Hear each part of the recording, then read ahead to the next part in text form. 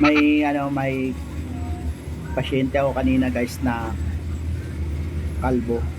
Pero may buhok naman siya, kaya lang madalang yung buhok niya. Siguro kung bibilangin mo yung buhok niya mga nasa 200 piraso lang yung buhok niya. So tinanong ko siya kung ganun gupit niya.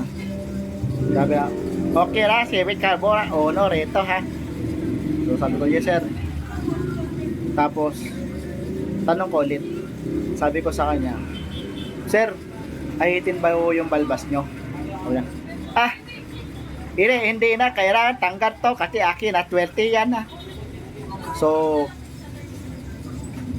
okay ra, okay ra, ito tanggal, pero ito akin na bigote ha, wala bata, hindi na kailangan tanggal ha, ito na tanggal.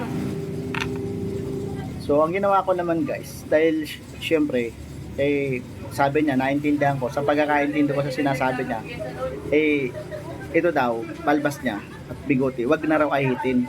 Kasi guys, manggilan-gilan din naman din yung yung balbas niya. Siguro kung bibilangin ko, yung bigote niya 10 piraso sa taas at yung balbas niya naman ay mga nasa 2 piraso lang.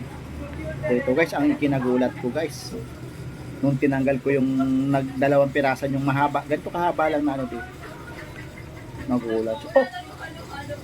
Bakit mo tinanggal na to? Ha? Di ba sinabi ko sa'yo, wala tanggalin kasi swerte sa amin ka, negosyo. Tanggal mo akin, negosyo ko, napunta na swerte tayo ha. Diba ay galit sa ng tingin sa akin.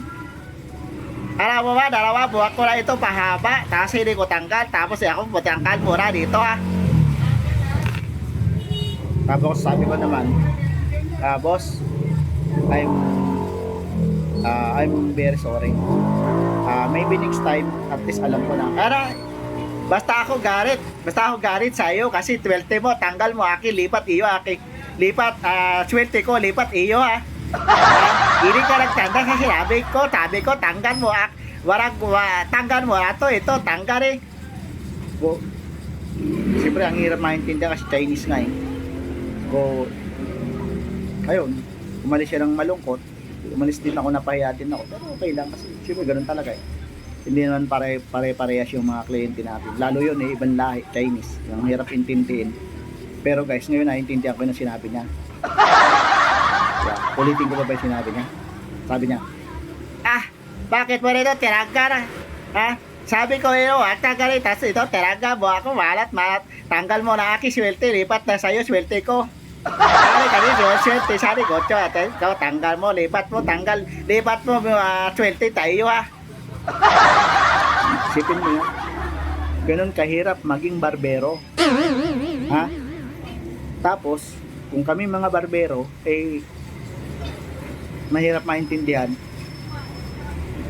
lalo na pa kaya yung gugupitan namin na hindi mo maintindihan ng minsan.